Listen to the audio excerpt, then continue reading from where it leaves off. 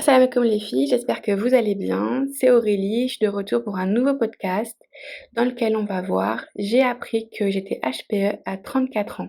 On connaît tous plus ou moins le concept de HPI, haut potentiel intellectuel, qui est évalué avec un test de QI. Mais on connaît peu, ou en tout cas beaucoup moins, celui de HPE.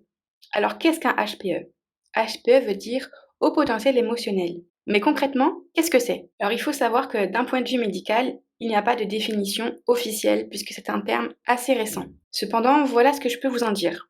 Alors il y a deux types de surdoués, les HPI qui ont un QI au-delà de 140 et il y a aussi les HPE. Les HPE ressentent des émotions très fortes en permanence, qu'elles soient positives ou négatives. Ces émotions sont tout le temps dans le trop et cela peut s'avérer handicapant pour le HPE puisqu'en fait il va être submergé, noyé par ses émotions car il a du mal à réguler ses émotions. Le HPE, il a donc une grande capacité émotionnelle, ce qui lui donne une intelligence émotionnelle très élevée, beaucoup plus que la plupart des gens, d'où le nom de haut potentiel émotionnel. Il faut savoir aussi que les HPE n'ont pas forcément un QI très élevé, contrairement aux HPI, mais en revanche, ils ont forcément un quotient émotionnel très élevé.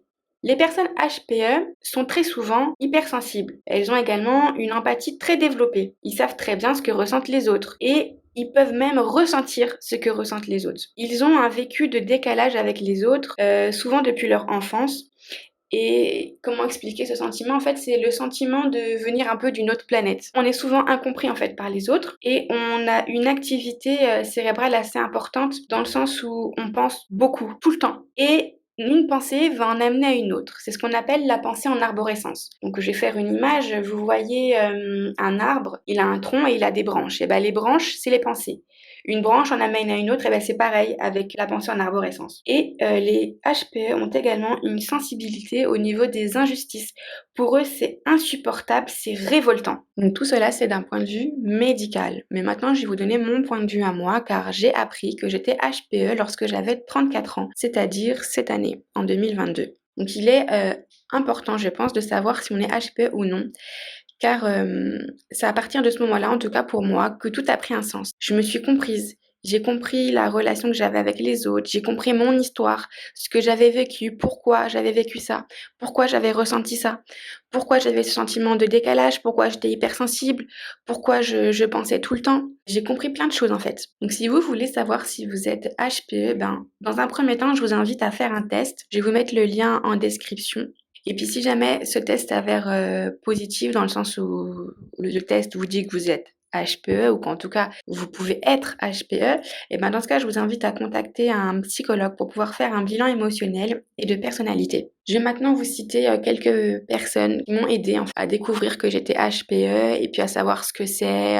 Donc déjà pour commencer, il y a Christelle Albaret, c'est une psychologue, on peut la retrouver sur YouTube. Et elle passe aussi sur la 2 dans l'émission Ça commence aujourd'hui. Des fois, elle est intervenante, etc. Elle explique super bien le concept de surdoué, HPI, HPE, zèbre, etc. Et elle est vraiment très pédagogue, très humaine dans comment elle amène les choses, comment elle explique.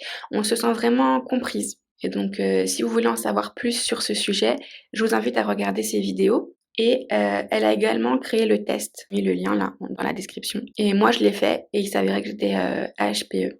Et donc, comment j'ai appris que j'étais HPE? Eh ben, en fait, c'est un peu par hasard que je l'ai appris. Mon mari faisait un test pour savoir si lui, il était HPI ou HPE. Faut savoir que lui, il s'intéresse beaucoup à tout ce qui est médecine, santé, neurosciences, etc.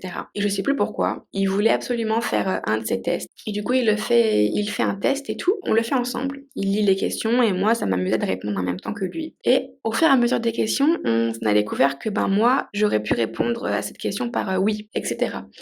Et dans les exemples, je voyais que il y a quelque chose qui se passait quoi et du coup ça m'a donné envie de le faire moi aussi et c'est là que j'ai appris que j'étais HPE et comme je vous ai dit après je me suis renseignée sur YouTube, j'ai vu les vidéos de madame Christelle Albaret et ça m'a beaucoup aidé à comprendre ce que c'est qu'un HPE, comment il fonctionne, etc. Et j'ai lu aussi le livre de madame Christelle Petit-Colin. Le livre s'appelle Je pense trop et ça explique extrêmement bien ce qu'est un surdoué, un HPE, comment il pense, comment il agit, etc. Et c'était génial, en fait, de découvrir déjà des témoignages de personnes, puisqu'elle, elle est psychologue et des fois, elle illustre ses arguments, ses explications avec des exemples de personnes qu'elle a reçues, des patients, etc. Et j'ai pu voir que des fois, j'avais le même fonctionnement. Il faut savoir qu'il y a autant d'HPE que de personnes. Certains vont l'être beaucoup, d'autres moins, etc. Déjà, c'est important de savoir ça, parce que quand on est HPE, on ne l'est pas tous de la même manière. Et puis, elle parlait aussi de ce qu'on appelle l'hyperesthésie au niveau des sens. Donc il y a je pense trop au niveau du cerveau, on pense tout le temps, des fois on n'arrive pas à dormir, on fait des insomnies, etc. Je pense trop, ça se dit hyperesthésie. Et on retrouve des fois cette hyperesthésie au niveau des sens. Par exemple, l'hyperesthésie auditive. Moi, c'est ce que j'ai. C'est-à-dire que les bruits vont beaucoup me gêner. Je vais entendre, je sais pas moi, quelqu'un qui chuchote, ça va me déranger. Quand quelqu'un mange, je vais entendre le bruit de sa bouche, ça va m'énerver. Euh, je vais entendre des bruits des fois que les personnes ne vont pas faire attention. Par exemple, vous savez, des fois quand votre télé elle est en veille, et puis ça fait un petit bruit comme si c'était un sifflement. Et moi je l'entends et ça m'empêche de dormir. Donc la nuit, je suis obligée d'éteindre la prise. Et il y a d'autres sortes d'hyperesthésie. Il y a l'hyperesthésie au niveau de l'odorat. Donc les gens qui sentent extrêmement bien les odeurs. Moi ça me le fait, mais qu'avec les odeurs que j'aime pas. Il y a l'hyperesthésie gustative. Donc ça s'apparente un peu à ce qu'ils ont les chefs. C'est-à-dire qu'ils vont goûter quelque chose, ils vont savoir avec quoi le plat est fait sans savoir. Ils vont le deviner en fait en goûtant. Il y a aussi l'hyperesthésie visuelle. Donc les gens qui ont l'hyperesthésie visuelle vont voir tout un tas de choses qui semblent des détails pour la plupart des gens, mais pour eux, ça ne sera pas des détails. Et quand ils vont décrire une scène, par exemple, ils vont dire, là, il y avait une personne qui avait une chemise blanche, des cheveux de telle couleur, des yeux de telle couleur. Alors que ça aurait pu passer inaperçu, en fait, pour la plupart des gens. Et ce livre était vraiment génial. Il a aussi parlé des pervers narcissiques, parce qu'il faut savoir que les HPE sont la proie idéale pour les pervers narcissiques. Donc, Christelle Petit-Colin en parle, mais Christelle Albaret aussi et Randa aussi sur YouTube en parle. Et du coup, voilà, ça m'a vraiment aidée, ça m'a vraiment enlevé un poids. Pour moi, c'était vraiment une révélation. Quand je l'ai su, je me suis dit enfin, je me sens comprise, enfin, je suis pas une extraterrestre, quoi. J'ai toujours été en décalage, en fait. Déjà, toute petite, je l'étais déjà. J'ai subi du harcèlement scolaire à cause de ça. La plupart du temps, je me sentais vraiment toute ma vie, je me suis sentie incomprise. Et puis cette hypersensibilité qui me faisait pleurer des fois hyper facilement. Mais cette hypersensibilité aussi au niveau des mots lorsque les gens me parlent. Pour moi, un mot ne veut pas forcément dire un autre mot. Il y a des nuances pour moi. Alors que pour la plupart des gens, il n'y en a pas forcément. Un mot ou un autre, peut vouloir dire la même chose. Alors que pour un HPN, non. Et du coup, j'ai mieux compris et ça m'a vraiment rendu service. Et même au niveau de mon couple, parce que je suis mariée, comme vous le savez, avec Boudaleh, je vous ai expliqué dans ma précédente vidéo. Et ça m'aide en fait de savoir que je le suis. Et même lui, ça l'aide parce qu'il sait que je le suis. Du coup, ça permet même si c'est difficile pour moi, de gérer mes émotions parce que je les ressens vraiment comme des tsunamis. Quand on dit que les sentiments positifs ou négatifs, ils sont vraiment très forts, c'est vraiment un peu comme des tsunamis. Des fois, c'est difficilement gérable. C'est pour ça que on est hypersensible en fait. Moi, j'ai tendance à pleurer facilement parce que quand je ressens une émotion, elle est tellement forte, que ça soit de la joie ou que ça soit de la colère ou de la tristesse, que souvent, ça m'en fait pleurer en fait. Et c'est pas évident pour les gens de vivre avec une personne HPE, comme c'est pas évident d'être HPE.